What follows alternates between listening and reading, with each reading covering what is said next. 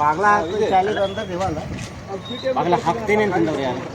ಬಾಗ್ಲ ಹಾಕ್ತೇನೆ ಹಾಕೊಂಡಾರ ಯಾರು? ಬಾಗ್ಲ ಹಾಕ್ತೇನೆ ಅಂತ ಬಾಗ್ಲ ಹಾಕ್ತಂದ್ರ ನೋಡ್ರಿ, ಬಾಗ್ಲ ಹಾಕ್ತೇನೆ ಅಂತ ಹೇಳಿ ನೀವು ಹೇಳ್ತಾರೆ. ಅವ್ರು ಬಾಗ್ಲ ಹಾಕ್ತೇನೆ ಅಂತ ಅವ್ರು ಬಾಗ್ಲ ಹಾಕ್ತೇನೆ ಅಂತ ನಾನೇನು ಮಾಡ್ಲಿಕ್ಕೆ ಬರೋದಿಲ್ಲ. ಇಲ್ಲ ಅಂದ್ರೆ ನಾನ ಸರ್ ಈಗ ಸದ್ಯ ರೋಡ್ ನಲ್ಲಿ ಮಾತಾಡೋದು ಬೇಡ. ನಾವು ಬಾಗ್ಲ ಹಾಕದವ್ರು ಯಾರು ಹೇಳ್ರಿ ಸರ್?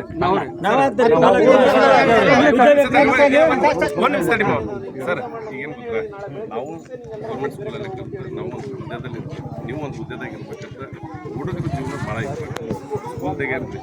ಯಾಕಂದ್ರೆ ನಮ್ಮ ಉದ್ದೇಶ ಕಲಿಸ್ಬೇಕನ್ನೋದು ಬಂದ್ಬಿಟ್ರೆ ಬಂದ್ ಮಾಡಿ ಏನು ಸಾಧಿಸೋದು ಕರೆಕ್ಟ್ ಸರ್.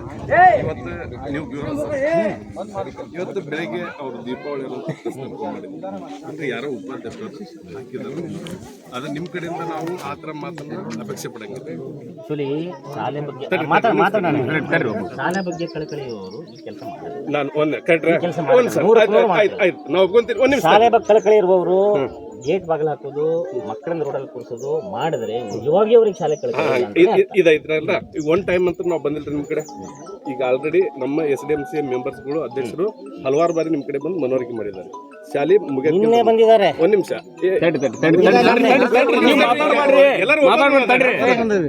5 ಸಲ ನಿಮ್ ಕಡೆ ಬಂದಿದ್ದಾರಂತ.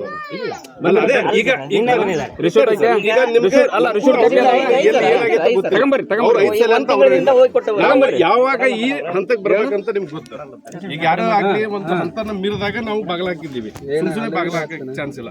ಈಗ ನಮ್ಮ ಮಕ್ಕಳು 1ನೇ ಕ್ಲಾಸ್ ನಲ್ಲಿ ಬೇಸ್ಮೆಂಟ್ ರೆಡಿ ಇಲ್ಲ ಅಂದ್ರೆ ನಾವು ಮುಂದೆ ಅದನ್ನ ಮಾಡಕ್ ರೆಡಿ ಇಲ್ಲ ಸರ್. ಎಲ್ಲ ಪ್ರತಿಯೊಬ್ರು ಇಲ್ಲಿ ಹಳ್ಳಿಯರ್ ಸರ್.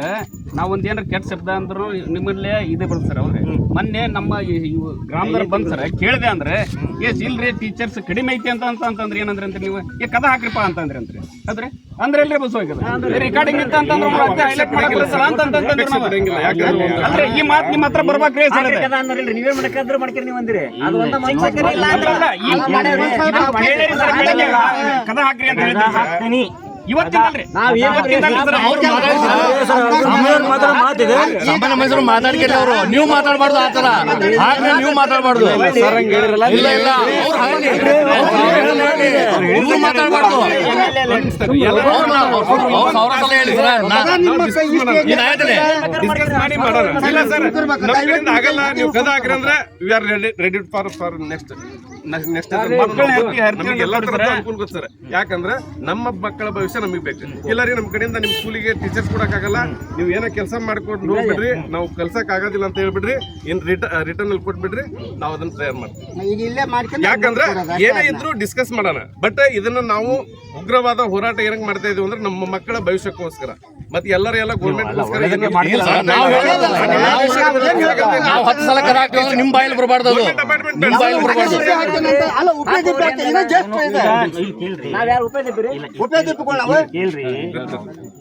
ಅನ್ಲಿ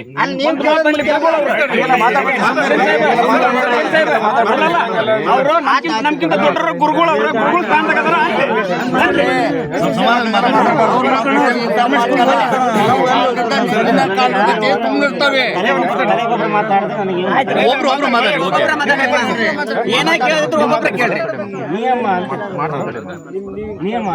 ನಿಯಮ 4 ವರ್ಷದ ಮಟ್ಟ ನಿಯಮ ಏನ್ರಿ? ಒಬ್ಬರು ಮಾತಾಡಿ ಕೆಲಸ ಮಾಡೋದಾಗಿದೆ. ಈಗ ತಡ್ರಿ,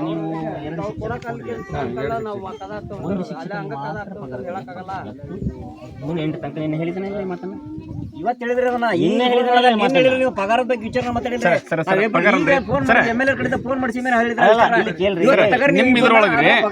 ಎಷ್ಟು ವಿದ್ಯಾರ್ಥಿಗಳಿಗೆ ಒಬ್ಬ ಟೀಚರ್ಸ್ ಬೇಕ್ರಿ?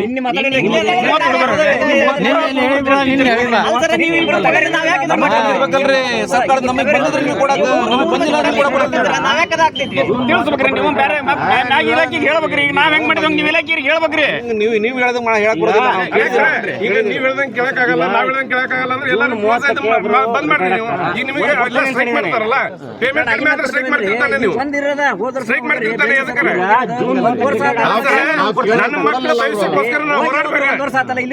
ಒಂದು ಇಂಕ್ರಿಮೆಂಟ್ ಆಗಿಲ್ಲ ಅಂದ್ರೆ ಸ್ಟ್ರೈಕ್ ಮಾಡ್ತೀರಿ, ಒಂದ್ ಏನೋ ಆಗಿಲ್ಲ ಅಂದ್ರೆ ಸ್ಟ್ರೈಕ್ ಮಾಡ್ತೀರಿ. ನಾವ್ ಯಾರಿಗೋಸ್ಕರ ಸ್ಟ್ರೈಕ್ ಮಾಡನ್ರಿ? ಅವರು ಸರ್ಕಾರಿ ಅಧಿಕಾರಿಗಳು ಎಲ್ಲ ಮಾತಾಡ್ತಾ ಇದೀವಿ. ಈ ಮಟ್ಟಕ್ಕೆ ಹಳ್ಳಿಯರನ್ನ ತರಬಾರ್ದ್ರಿ, ಈ ಮಟ್ಟಕ್ಕೆ ಹಳ್ಳಿಯರನ್ನ ತರಬಾರ್ದ್ರಿ. ಅನಾವಶ್ಯಕವಾಗಿ ಮಾತು ಬರ್ತಾವ್ರಿ ಇವು. ಏನ್ ಮಾಡ್ತಾರೆ?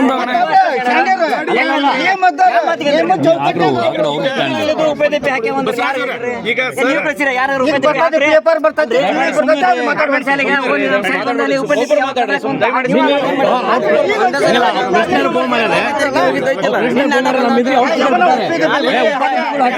ನೀವು ಹೇಳಿದ ಮಾತು ನಾವು ಹಾಕಿರೋ ತಾನೆ.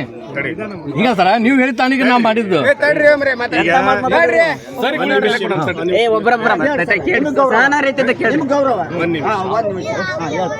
ಯಾಕಂದ್ರೆ ಈಗ ನೀವು ಈಗ ಫೋನು ಮಾಡಿದ್ದೀರಿ, ಅರ್ಜಿನೂ ಕೊಟ್ಟಿದ್ದೀರಿ, ಹೌದಾ? ಈ ಕದನೂ ಹಾಕಿದ್ದೀರಿ, ಹುಡುಗರು ಹೊರಗೆ ಕುದಿಸಿದಿರಿ, ಎಲ್ಲ ಮುಗೀತೀಗ. ಮತ್ತು ನೀವು ಈ ಮಾಡಿದಕ್ಕೆ ನಿಮ್ಮ ಮಾತಿಗೆ ಬೆಲೆ ಕೊಟ್ಟು, ನಿಮ್ಮ ಕೆಲಸ ಬೆಲೆ ಕೊಟ್ಟು ನಾವಿಲ್ಲಿ ಮಟ್ಟ ಬಂದಿವಲ್ಲಿ.